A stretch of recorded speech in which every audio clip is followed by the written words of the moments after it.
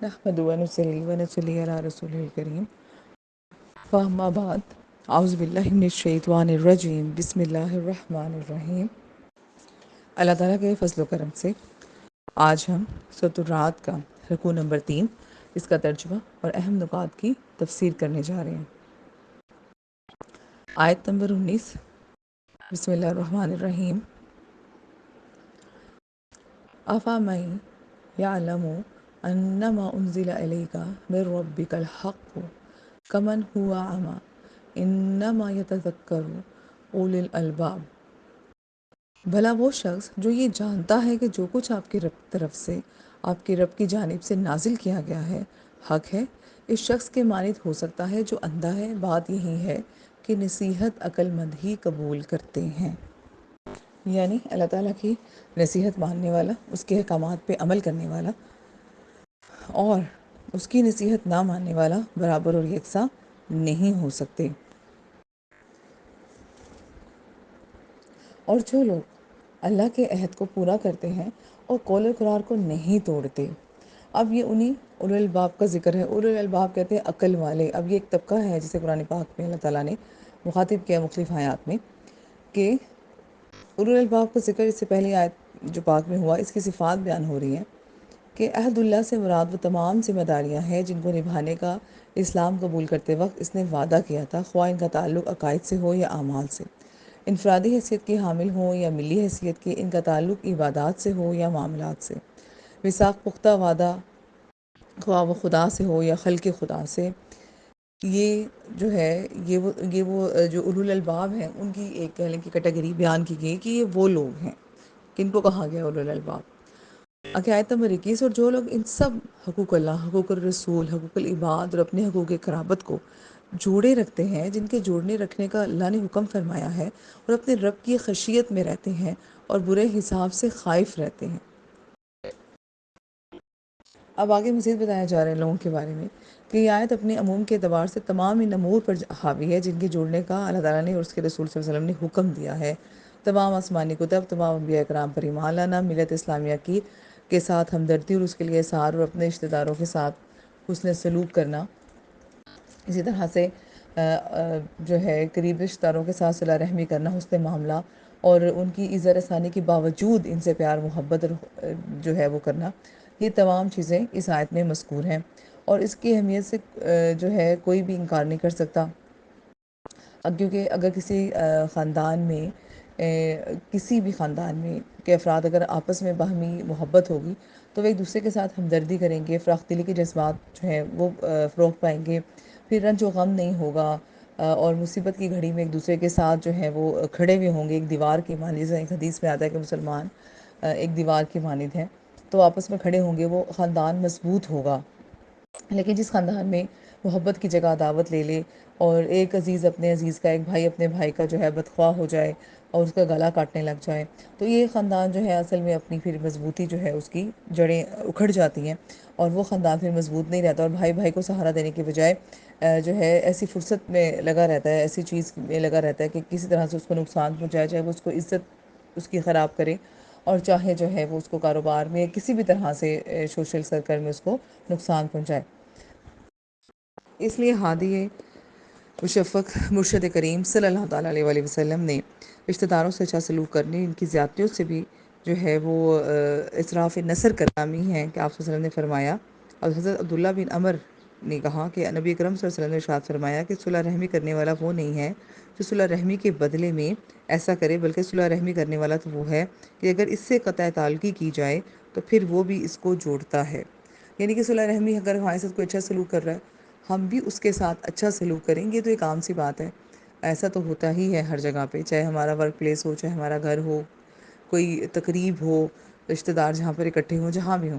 لیکن اچھا سلوک اس سے کیا جائے کہ کسی کو ہم نے سلام کیا اور غصے میں اگر اس نے ہمیں جواب نہیں دیا، لیکن ہم اس سے اپنا تعلق قائم رکھیں، کسی کو وہ ہمیں اپنی تقریبات میں، ہمیں اپنی جگہوں پہ نہ بلائے لیکن ہم اس کو بلا لیں، یہ بیسکلی صلح رحمی ہے کہ اگر اس نے ہمارے ساتھ اچھا سلوک نہیں کیا لیکن ہم اس کے ساتھ اچھا سلوک کریں، یہ وہ صلح رحمی ہے جس کا اجر پھر اللہ تعالیٰ خوب عطا کریں گے۔ اسی طرح سے حضرت ابو ہریرہ رضی اللہ عنہ سے مروی ہے کہ ایک شخص نے عرض کیا، یا رسول اللہ، میرے بہترین سلوک کا کون زیادہ مستحق ہے؟ فرمایا تیری ماں۔ اس کے بعد فرمایا تیری ماں، پھر پوچھا تیسری دفعہ بھی یہی فرمایا تیری ماں، اور جب چوتھی مرتبہ سوال کیا تو آپ صلی اللہ علیہ وسلم نے فرمایا تیرا باپ۔ اگر ہم دیکھیں تو اس طرح کی بے تحاشا جو ہے وہ حدیث مبارکہ ہمیں ملتی ہیں، جیسے آپ صلی اللہ علیہ وسلم نے فرمایا، حدیث سے مسلم ہے، کہ کسی آدمی کا اپنے باپ کے دوستوں کے ساتھ حسن سلوک کرنا سب سے بڑی نیکی ہے۔ اب یہ مختلف حدیث مبارکہ میں مختلف لوگوں کا ذکر اور نام لے کر کہا گیا،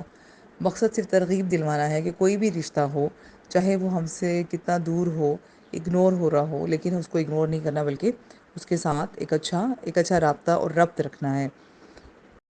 اور اسی صلح رحمی کی وجہ سے اللہ تعالیٰ خاندان میں، محبت میں، مال میں، ہر جگہ پہ اور عمر میں زیادتی فرماتا ہے، اللہ تعالیٰ اس کو اور عطا کرتا ہے۔ آیت نمبر 22، اور جو لوگ اپنے رب کی رضا جوئی کے لیے صبر کرتے ہیں اور نماز قائم رکھتے ہیں، اور جو رزق ہم نے انہیں دیا ہے اس میں سے پوشیدہ اور علانیہ دونوں طرح خرچ کرتے ہیں، نیکی کے ذریعے برائی کو دور کرتے رہتے ہیں، یہی وہ لوگ ہیں جن کے لیے آخرت کا حسین گھر ہے۔ اب یہاں پہ فرمایا جا رہا ہے کہ برائی کرنے کے بعد نیکی کرتے ہیں، یا گناہ کے بعد توبہ کرتے ہیں، یا یہ کہ اگر ان کے ساتھ کوئی زیادتی کرتا ہے تو وہ اس کے ساتھ جو ہے بدلے میں زیادتی نہیں کرتے بلکہ اس کو معاف کر دیتے ہیں۔ تو یہ جو ہے لوگ ہیں جنہیں اللہ تعالیٰ جو کہہ رہا ہے کہ میں ان کو عطا کروں گا، اور ان کے لیے آخرت میں جو ہے بڑا خوبصورت گھر ہے۔ اور کیونکہ جب ان پہ ظلم بھی کیا جاتا ہے تو وہ ظلم کو سے درگزر کرتے ہیں، بلکہ برائی کا جواب برائی سے نہیں دیتے، اور قطع رحمی کی جائے تو صلح رحمی کرتے ہیں۔ تو یہ وہ چیزیں ہیں جس کا اللہ تعالیٰ کہہ رہے ہیں کہ یہ وہ اعمال ہیں جس کی جو ہے میں کہہ لیں کہ بدلہ جو ہے، عقبہ جو ہے وہ کہتے ہیں آخرت کے گھر کو، اس کا معنی ہے پیچھے آنے والا، تو وہاں پر اس کا اجر عطا کروں گا۔ اب اسی آیت کے پیش نظر جو ہے اگلی آیت کا ترجمہ دیکھیں، 23 آیت میں، جہاں سدا بہار باغات ہیں اور ان میں وہ لوگ داخل ہوں گے، اور ان کے آباء و اجداد اور ان کی بیویوں اور ان کی اولاد میں سے جو بھی نیکوکار ہوگا، اور فرشتے ان کے پاس جنت کے ہر دروازے سے آئیں گے۔ اب یہاں پر حضرت مولانا ثناء اللہ پانی پتی جو ہے بڑی نفیس بحث لکھتے ہیں، وہ کہتے ہیں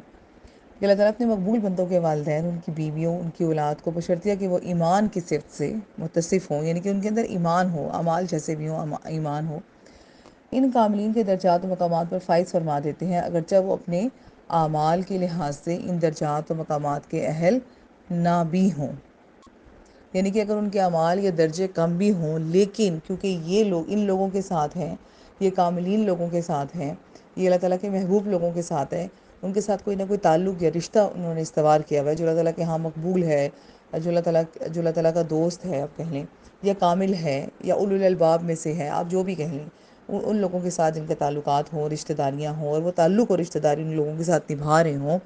تو بے شک ان کے اپنے اعمال اتنے اچھے نہ بھی ہوں، اللہ تعالیٰ ان کو بھی ان درجات و مقامات پر جو ہے وہ فائز کر دیتا ہے۔ اور یہ عنایت محض اپنے مقبول بندوں کے دلوں کو خوش کرنے کے لیے فرمائی جاتی ہے۔ ظاہر بات ہے جو اللہ کا نیک بندہ ہوتا ہے،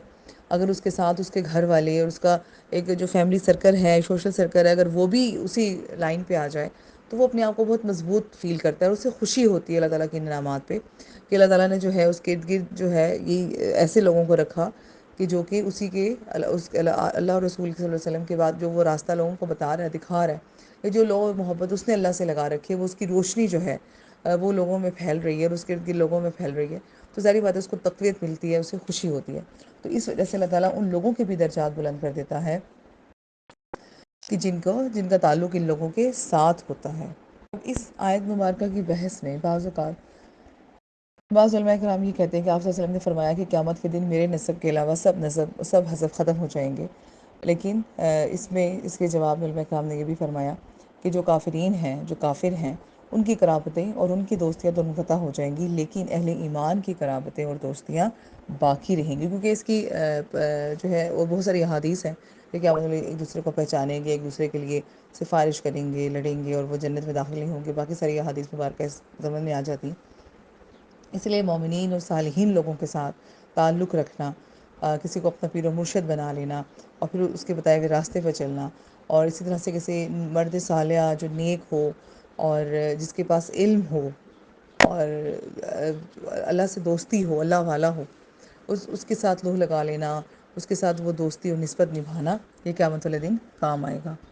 آگے آیت نمبر 24، انہیں خوش آمدید کہتے ہیں اور مبارکباد دیتے ہوئے کہیں گے تم پر سلامتی ہو تمہارے صبر کرنے کی صلہ میں، بس اب دیکھو آخرت کا گھر کیا خوب گھر ہے۔ اب آیت نمبر 24 میں اللہ تعالیٰ فرما رہے ہیں، خاص لوگوں کا ذکر ہے، کن کا؟ جن کی خدمت میں فرشتے حاضر ہو کر تسلیمات و تحیات کے عرض کریں گے۔ وہ کہ وہ کیا کہیں گے؟ وہ لوگ جو ساری عمر نفس کو گناہوں سے بچانے اور نیکی و اطاعت پر بدعوت کرنے میں کوشاں رہے، دنیا کی لذتوں اور عیش و طرب سے زندگی بھر کنارہ کش رہے۔ حضرت سیدنا امام زین العابدین سے مروی ہے رحمۃ اللہ تعالیٰ علیہ سے کہ روز حشر اعلان کیا جائے گا، اہل صبر و استقامت حاضر ہوں۔ کچھ لوگ حاضر ہوں گے، انہیں حکم ملے گا جاؤ جنت میں چلے جاؤ۔ راستہ میں ان سے فرشتے پوچھیں گے کہاں جا رہے ہو؟ وہ کہیں گے جنت کی طرف۔ فرشتے کہیں گے کیا حساب سے بھی پہلے؟ وہ جواب دیں گے جی ہاں۔ پوچھا جائے گا تم کون ہو؟ وہ بتائیں گے ہم اہل صبر ہیں۔ فرشتے استفسار کریں گے تمہارے صبر کی حقیقت کیا تھی؟ تو وہ فرمائیں گے کہ ہم نے اپنے نفسوں کو اللہ تعالیٰ کی اطاعت پر قائم رکھا اور اس کی نافرمانی سے ان کو بچایا، اور دنیا کے مصائب و آلام اور پر صبر سے کام لیا۔ تو فرشتے کہیں گے تم جنت میں داخل ہو جاؤ، نیک عمل کرنے والوں کا اجر بہت اچھا ہوتا ہے۔ اسی طرح آقا صلی اللہ علیہ وسلم کا معمول تھا کہ غزوہ احد کے بعد ہر سال کی ابتدا میں شہدائے احد کے مزارات پر تشریف لے جاتے، اور جب اس وادی کے دہانہ پر پہنچتے تو فرماتے سلام علیکم بما صبرتم فنعم عقبی الدار۔ اے پیکران صبر و وفا، صبر کے بدلے جس کا مظاہرہ تم نے احد کے میدان میں کیا، تم پر اللہ تعالیٰ کے سلام ہو، کتنا اچھا بدلہ ہے جو تمہیں عطا فرمایا گیا۔ اور نبی صلی اللہ علیہ وسلم کے بعد حضرت ابو بکر ہر سال جایا کرتے تھے، ان کے بعد حضرت عمر، ان کے بعد حضرت عثمان رضی اللہ تعالیٰ عنہم جایا کرتے تھے۔ اور اولیاء کرام کے اسی طرح سے جو ہے وہ اس پہ ہمیں دلیل ملتی ہے کہ اولیاء کرام کے عرس اور مزارات پر حاضری جو ہے یہ جائز ہے، کیونکہ آقا علیہ السلام بھی جو ہے احد کے جو شہداء تھے، آپ کہہ لیں کہ ان کے عرس پر یا ان کے مزارات پر جایا کرتے تھے۔ آیت نمبر 25، اور جو لوگ اللہ کا عہد اس کی مضبوط کرنے کے بعد توڑ دیتے ہیں اور ان تمام رشتوں اور حقوق کو قطع کر دیتے ہیں جن کے جوڑے رکھنے کا اللہ نے حکم فرمایا ہے، اور زمین میں فساد انگیزی کرتے ہیں، انہی لوگوں کے لیے لعنت ہے اور ان کے لیے برا گھر ہے۔ جتنی ہم نے آیات پیچھے پڑھی، ان تمام لوگوں کی جو صلح رحمی کرتے ہیں اور لوگوں کا رشتہ داروں کا خیال رکھتے ہیں، اللہ سے لو لگاتے ہیں، اولو الالباب والے جو اپنے صبر کرتے ہیں، اپنے نفس کو مارتے ہیں دنیا۔ اب اس کی ایک اپوزٹ جو دوسرا گروہ ہے اس کی بات ہو رہی ہے کہ یہ تمام لوگ جو ہے جو یہ سارے کام کرتے ہیں، جتنے ان کاموں کا اپوزٹ کرتے ہیں، الٹ کرتے ہیں، وعدے توڑ دیتے ہیں، صبر نہیں کرتے، قطع رحمی کرتے ہیں، اور ان چیزوں کو جوڑے رکھنے کا جس کو اللہ نے حکم دیا تھا اس کو ختم کر دیتے ہیں اور دنیا میں فساد انگیزی کرتے ہیں۔ اب دیکھ لیں، اگر ان کے لیے بہت بڑے بڑے انعامات اور فرشتے کھڑے انہیں سلام کر رہے ہیں، تو اس گروپ پر اللہ تعالیٰ نے لعنت بھیج دی اور کہا کہ برا گھر ان کا ٹھکانہ ہے، اور وہ برا گھر سے مراد دوزخ ہے۔ آیت نمبر 26 اللہ تعالیٰ فرما رہے ہیں، اور اللہ جس کے لیے چاہتا ہے رزق کشادہ فرماتا ہے اور جس کے لیے چاہتا ہے تنگ کر دیتا ہے، اور وہ کافر دنیا کی زندگی سے بہت مسرور ہیں، حالانکہ دنیاوی زندگی آخرت کے مقابلے میں ایک حقیر متاع کے سوا کچھ بھی نہیں۔ اب یہاں پر جو ہے اللہ تعالیٰ فرما رہے ہیں کہ کفار کا یہی وتیرہ ہے کہ وہ ایسے ہی روش اختیار کرتے ہیں، پھر رزق کی زیادتی اور تنگی، حق و باطل کا کوئی معیار ہی نہیں، اور اس دارالامتحان میں کافر کے پاس بھی اللہ تعالیٰ کے خزانے ہو سکتے ہیں، اور مرد مومن جو ہے وہ تنگ دست بھی ہو سکتا ہے۔ یعنی کہ ان کا جو یہ خیال ہے کافروں کا کہ ہمارے پاس فراوانی اس لیے ہے کہ ہم بہت نیک ہیں، یہاں ہم سیدھے راستے پہ ہیں، اور مسلمانوں کے پاس تنگی اس لیے ہے کہ وہ سیدھے راستے پہ نہیں ہیں۔ اس کا شان نزول جو ہے اس آیات کے ساتھ اگر ہم دیکھیں جو حقیقی ہے، تو وہاں پر اگر کافروں کا یہ خیال تھا کہ اگر ہم اس ٹائم طاقت میں ہیں، یہ پاور میں ہیں، یا ہمارے پاس زیادتی ہے مال کی، تو ہم نیک اور صحیح راستے پہ ہیں، اور جو مسلمان ہیں وہ بھی تنگ دست ہیں، ان کے پاس اتنی پاور نہیں ہے، تو وہ جو ہے غلط سوچ رہے ہیں، یہ ان کا وتیرہ ہے، یہ اسی طرح سے سوچتے ہیں، یہی کہتے ہیں۔ لیکن اللہ تعالیٰ کے نزدیک اس دنیا کی کوئی حیثیت نہیں ہے، ایک مچھر کے پر کے برابر بھی نہیں ہے۔ اللہ تعالیٰ اپنی مرضی سے جسے چاہتا ہے آزمائش کے لیے یا ٹیسٹ کرنے کے لیے کسی کو بھی، یا کسی بھی طرح سے اللہ تعالیٰ کی اپنی مرضی اور منشا ہے کہ جس نے جس کو چاہا زیادہ دیا اور جس کو چاہا کم دیا۔ ہاں، اگر آج کے دور میں ہم دیکھیں تو مسلمانوں کی جو ذلت ہے، رزق کی بات نہیں، کیونکہ رزق کا معیار تو اللہ تعالیٰ نے کہہ دیا کہ میں نے تمہارے لیے زمین میں وسائل سب کے لیے ایکول رکھے ہیں، تم جاؤ کماؤ میرٹ پہ کرو۔ اور اگر یہ جو ہے آپ کو ناانصافی نظر آتی ہے تو یہ انسان کی اپنی پیدا کرتا ہے، یہ انسانوں نے ہی انسانوں کے لیے ناانصافیاں جو ہیں کی ہیں، جس کی وجہ سے ایک امیر اور غریب میں ایک بڑا فرق ہمیں نظر آتا ہے۔ لیکن جو عزت اور ذلت ہے یہ انسان کو اپنے اعمال سے ملتی ہے۔ آج چونکہ مسلم امہ نے وہ تمام راستے چھوڑ دیے جو اللہ نے بتائے تھے، وہ دوسرے راستوں پر چل پڑی، اللہ کی رسی کو مضبوطی سے نہیں تھاما، اللہ اور اس کے رسول صلی اللہ علیہ وسلم کی وہ اطاعت نہیں کی جو آقا علیہ السلام نے ہمیں بتائی تھی، اس وجہ سے امت مسلمہ آج ذلت پر ہے۔ اس لیے آج ان کے پاس ایک پاور اتھارٹی ہے، ایک دنیا میں وہ لوگ معزز جانے چاہتے ہیں، اور امت مسلمہ کو جو ہے حقیر اور ذلیل سمجھا جاتا ہے، اور اسی وجہ سے ہمارے نبی صلی اللہ علیہ وسلم کا، ہماری کتاب کا بھی مذاق اڑایا جاتا ہے، کیونکہ ہم نے اللہ اور اس کے رسول کا راستہ چھوڑ دیا، تو اللہ نے وہ عزت اور ایک پاور اور ایک دبدبہ، ایک روب جو آقا علیہ السلام کو دیا تھا، جو ان کی امت میں تھا، جو حضرت بکر صدیق کے پاس تھا، حضرت عمر کے پاس تھا، اور باقی جو ایک مرد مومن لیڈران جو مسلمان میں ہسٹری میں گزرے ہیں ان کے پاس تھا، صلی اللہ الدین ایوبی کے پاس تھا، اور کتنے لوگوں کے پاس تھا، وہ روب اور دبدبہ آج امت مسلمان کے لیڈروں سے چھین لیا گیا ہے، کیونکہ ہم نے وہ راستے ہی چھوڑ دیے۔ یہاں پر رکوع نمبر 3 اختتام پذیر ہوتا ہے۔ وآخر دعوانا الحمدللہ رب العالمین، والسلام علیکم ورحمۃ اللہ وبرکاتہ۔